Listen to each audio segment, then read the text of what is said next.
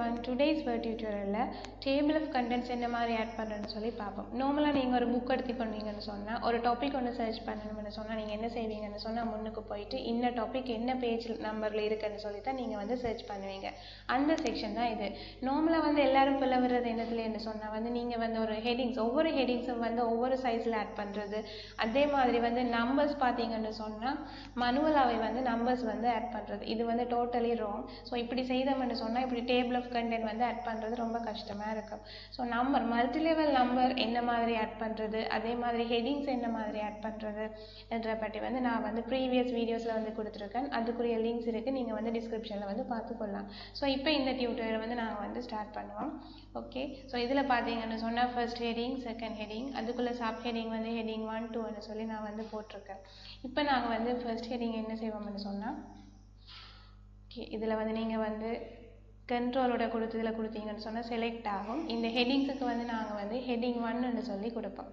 Okay, அதே மாதிரி இங்கே தேர்ட் ஹெட்டிங் இருக்குது. நான் இன்னொரு டியூட்டோரியலில் ஃபார்மேட் பெயிண்டர் பற்றி உங்களுக்கு சொல்லியிருக்கேன். ஸோ அந்த டியூட்டோரியலில் நீங்கள் வந்து லிங்கை கிளிக் பண்ணி பாருங்கள். Ctrl+Shift+C கொடுத்துட்டு நாங்கள் இங்கே தேர்ட் ஹெட்டிங்கில் வந்து செலக்ட் பண்ணிவிட்டு Ctrl+Shift+V கொடுத்து ஷார்ட்கட் கீ கொடுத்தோம்னு சொன்னால் அங்கே வந்து அதே ஸ்டைல் வந்து காப்பி ஆகும். அதே மாதிரி நீங்கள் பார்த்தீங்கன்னு சொன்னால் இந்த சப் ஹெட்டிங்ஸையும் வந்து நீங்கள் செலக்ட் பண்ணிவிட்டு இதுக்கு வந்து ஹெட்டிங் 2 வந்து கொடுங்க. ஓகே,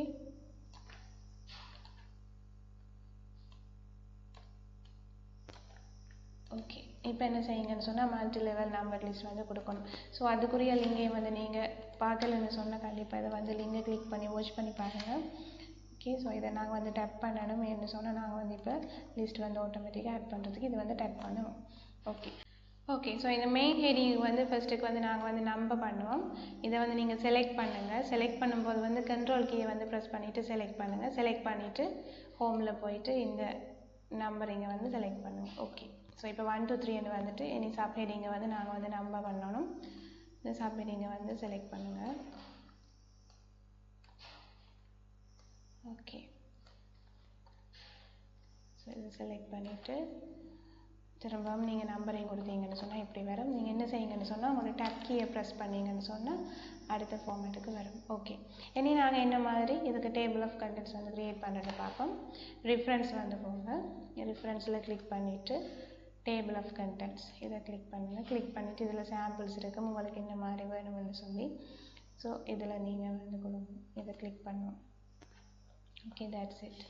ஸோ இந்த மாதிரி நீங்கள் வந்து ஓகே இதில் வந்துட்டு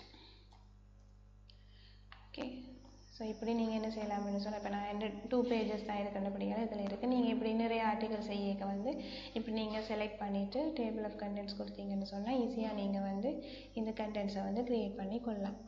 ஓகே, தேங்க்ஸ் ஃபார் வாட்சிங். இந்த அடுத்தடுத்த வீடியோஸ் வந்து நீங்கள் வந்து பார்க்கணுன்னு சொன்னால் சப்ஸ்கிரைப் பண்ணாதவங்க வந்து சப்ஸ்கிரைப் பண்ணுங்கள். ஓகே, ட்ரை பண்ணி பாருங்கள். பாய்.